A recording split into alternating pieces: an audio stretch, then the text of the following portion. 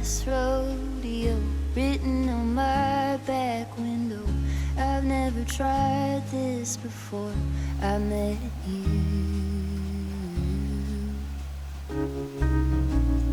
Here we go. Hi everyone, welcome back to Austin and to my childhood home.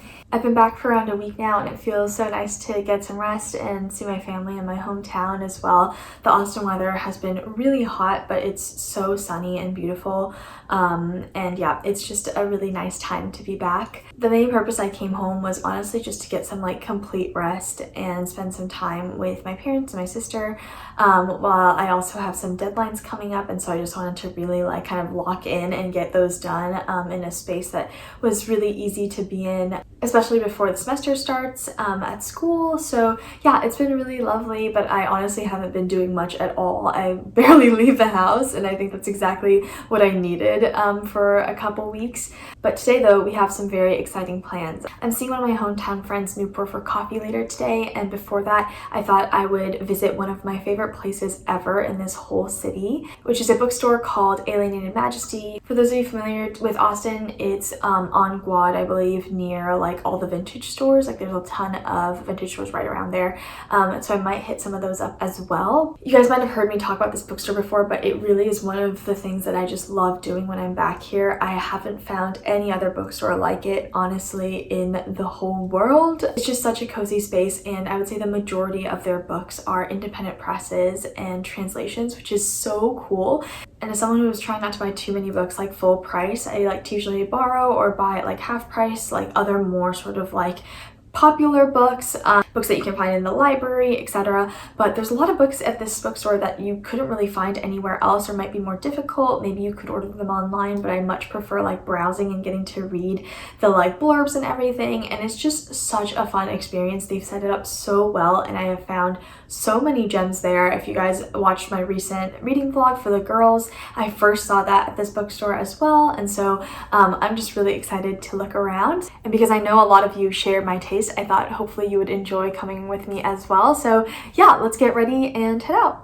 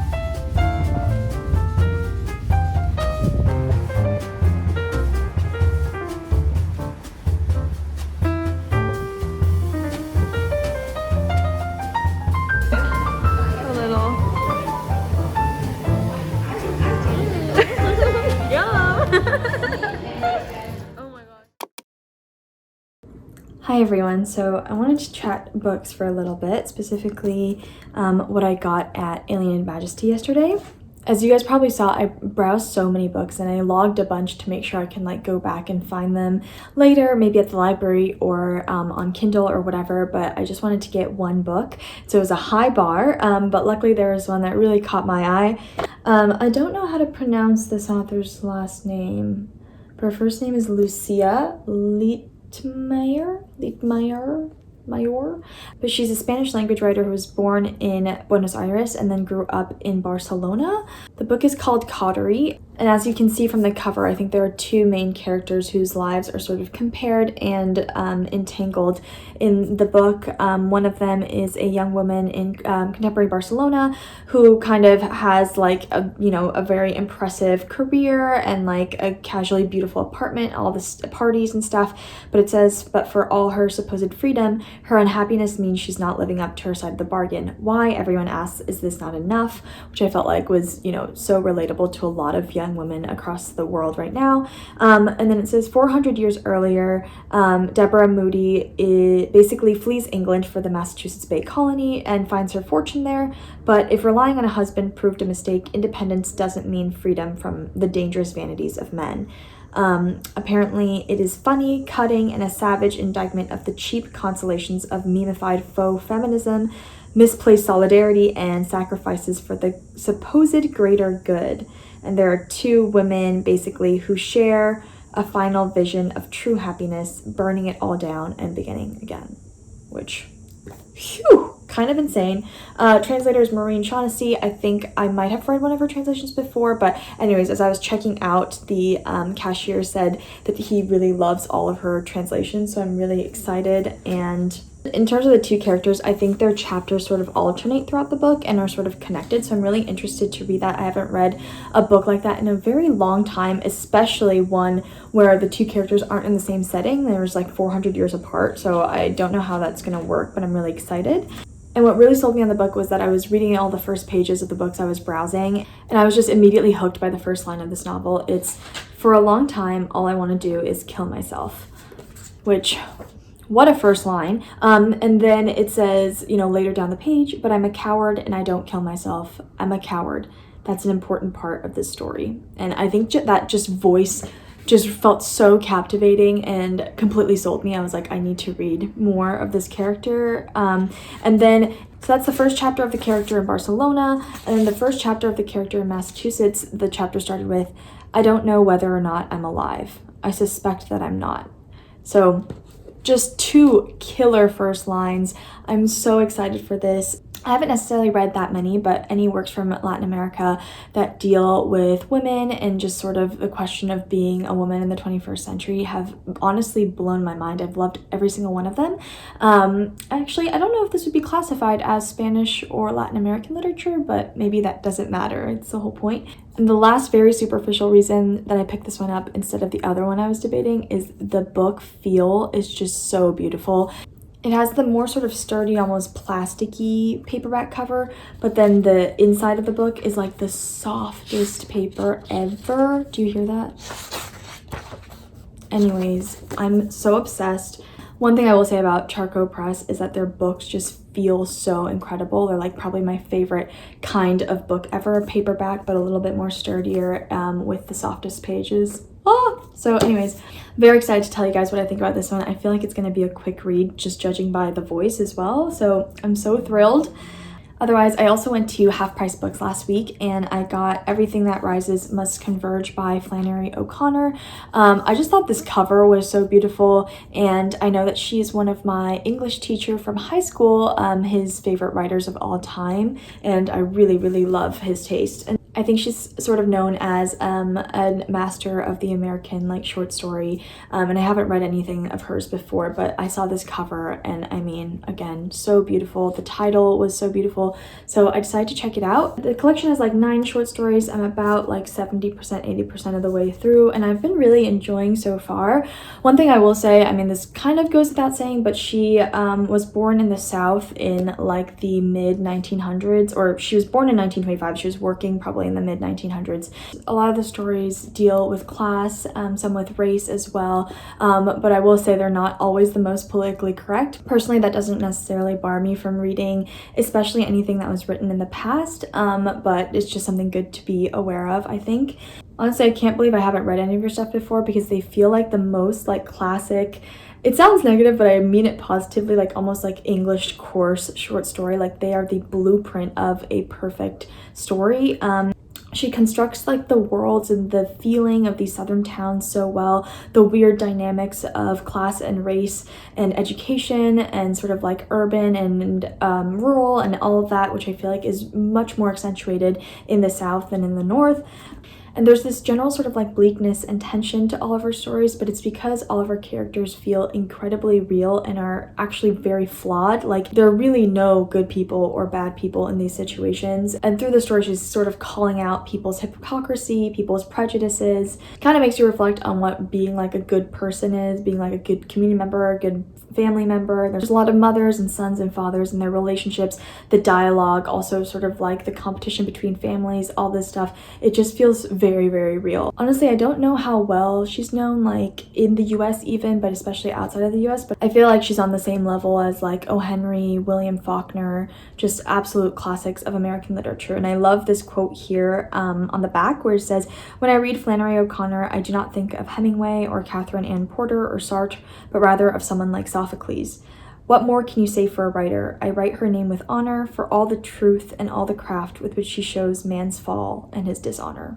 And I think that's very true. Yeah, she's very just masterful at writing about people's flaws. I feel like there are two sort of like main setting related themes as well that would be really nice to understand if you're reading her work. One is her roots in the South and sort of the experience of living in the South at the time, and also just almost like the feeling of the South, of like a certain kind of loneliness and separation, but also an very clear awareness of other people in your community, and sort of being hyper aware of all the things that technically separate you, of like race, class, religion, gender, etc., but then all being in the same sort of rural space, I feel like is a very Southern experience.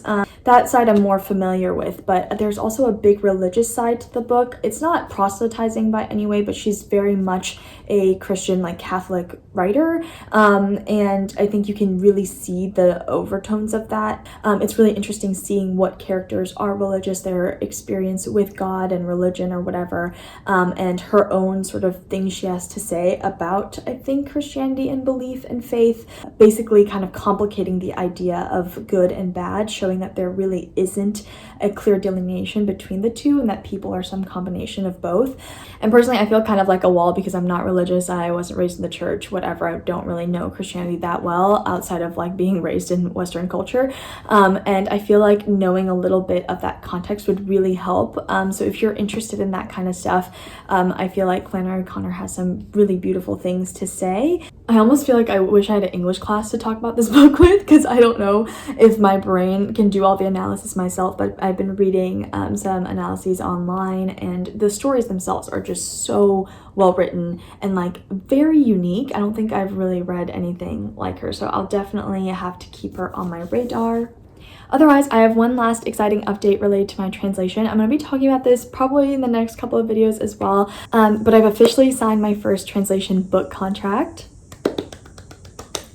It's so crazy. Yeah, I did get a book deal, and the process is really long. The book won't be coming out probably until early 2027. I'll show the details of what the book is and what I'm doing with you guys hopefully very soon, but I just wanted to say that because it's really exciting, and that means hopefully you'll be able to actually read my work pretty soon as well. That's all I'm going to say for now, but more info is coming, I promise. And basically the big thing is that I have to finish that manuscript by this week, actually. So I'm going to get to work on that now. Otherwise, yeah, I hope you enjoyed hearing about these two books. It's been a good little bookish trip back into the US, so I'm feeling good.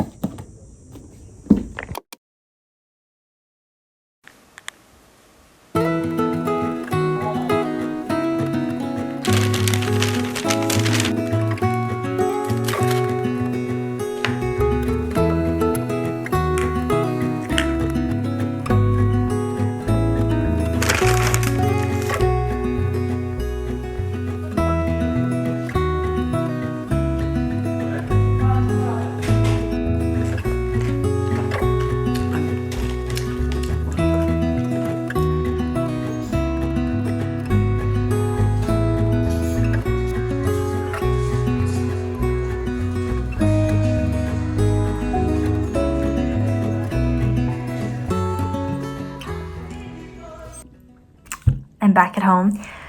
Didn't find anything at Goodwill this time, unfortunately. I think it's really a hit or miss, and I did go after Labor Day weekend, and so I wonder if the good stuff was just all, snatched off the racks already.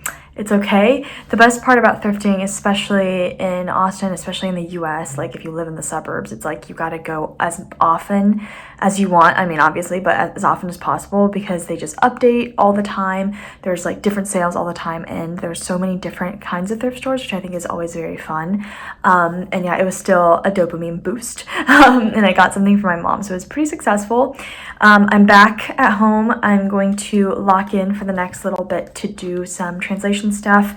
I finished my manuscript. I think I might have mentioned this in my last clip. I finished my manuscript, but I am now working on the next little sample thing that I also have. I have a bunch of deadlines happening at once, but I feel so good about getting like my first sort of major book done, and hopefully I'll just have little edits for that here and there. I'll update you guys on what that process looks like, but for now it's just back to translation again. So yeah, let's have a good work day.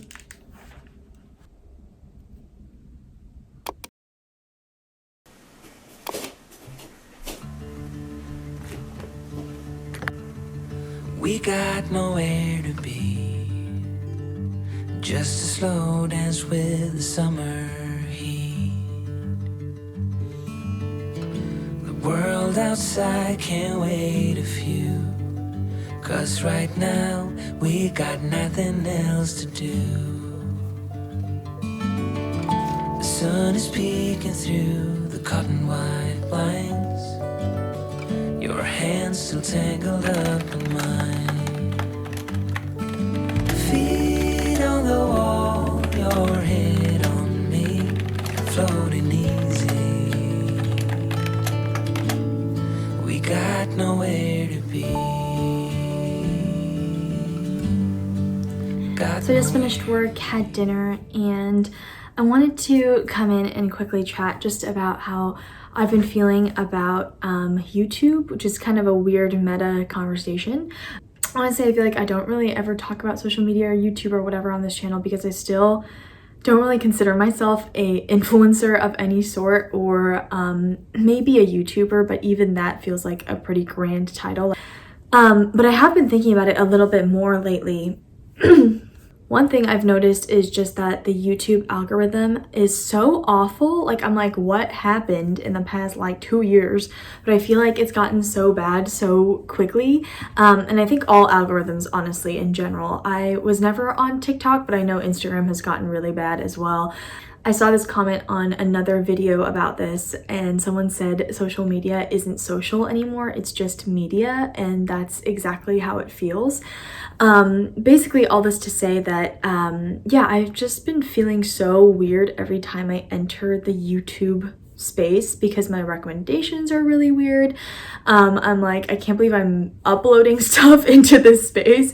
And I also think that a lot of the creators I really enjoy watching have been taking hiatuses or breaks, or have actually decided to like sort of fizzle out and not make this like a major part of their lives. And I think watching their videos, ironically talking about that, it just got me thinking quite a bit, and it's this weird thing of like, I actually completely understand their decision. I'm sure all of us are thinking about this, and I think it's kind of having a weird moment on, ironically, our phones right now, our social media, but of people going offline, of people deciding to quit, of people trying to not scroll and like trying to spend more time, like decrease their screen time, all things that I think are actually really important and awesome. But I think it's just made me think about why I use YouTube, and also why I'm uploading on YouTube and things like that. And honestly, sometimes I don't know, at least with watching and consuming, because that's originally why I started my channel in the first place. Is I have always been a YouTube girl through and through, like literally since Bethany Moda 2011 or whatever. I've been obsessed with YouTube. I don't really watch that much TV, or like, yeah, I'm not really on Reels or anything. So it's like YouTube long form content has been the background of my entire life. And the way people binge TV shows, I binge videos. And I know a lot of people can relate relate to that, but I just love it. I love a vlog. I love an informative video. I don't know why, but I just really like, yeah, enjoy this platform. I think one of the issues is that I need to find some new people to watch because like I mentioned, my recommendations are just so crappy lately, and a lot of my creators are uploading less. So if you guys have any recommendations of people who do sort of like more vloggy, down to earth content, please let me know. I also really love like fashion YouTubers as well. I love hearing their opinions on sort of fashion trends and things like that. One of the things I've been struggling with though, both personally on my channel and also in watching other people's stuff, is like, I think just right now in my life, I feel very tired of aesthetic content. Obviously, I realize the irony and hypocrisy in this because I try to make my videos as aesthetically pleasing as possible and everything, but it's more just like the vibe of a very perfectly groomed person, a perfectly groomed house, and perfectly groomed taste. I am just not loving. And I think it's like this very complex situation right now where actually a lot of quote unquote authentic people, which I know that word has been overused, but people who are authentic and genuine and willing to sort of share a lot of themselves honestly, I think they're trying to actually leave the online space just because the online space has become more, unfortunately, like toxic, also more dangerous in some ways. And I think, at least personally, that's what I've seen, is that the creators that I find the most like easy to watch and entertaining because they're very honest about their lives, and they talk about, you know, not doing their laundry and like having, you know, a rough day, and like just not trying to make everything like super beautiful and productive all the time. I've found that because they respect that, they're actually taking time off and not creating, or, you know, quitting YouTube altogether. And I think I'm of like two minds, where as a viewer, I really miss them and I wish them all the best and everything. And I love watching their videos when they do pop up. And then as someone who it also creates videos now, I kind of understand that feeling more and more. And I think that's also why I took a bit of August off filming and things like that. And I still don't know where I've landed after that break. I don't know how I feel about YouTube. Obviously I'm still making videos now. They might be less frequent, or maybe I just need to like refine my sort of spark, or just keep making things that don't necessarily have to be aesthetic. I think I'm at that just like weird sort of crossroads right now. I feel like there have been times where I take breaks because I'm tired or I'm overwhelmed with other stuff, or just like want to, you know, take a break or whatever. But I think this feels more, at least right now, a little bit more like I need to sort out how I'm gonna navigate this feeling.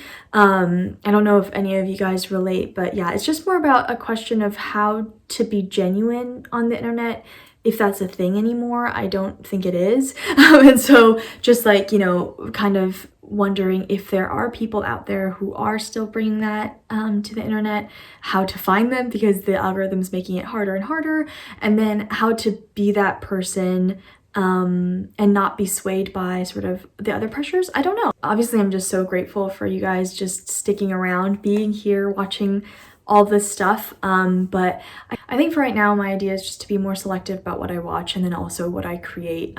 Just really making sure I'm watching things I want to watch and making things I want to make, instead of feeling pressure to watch things or pressure to make things. So if you have any creators that make you feel that sort of old YouTube feeling again, please let me know. Like I mentioned, I would be so grateful for any recs.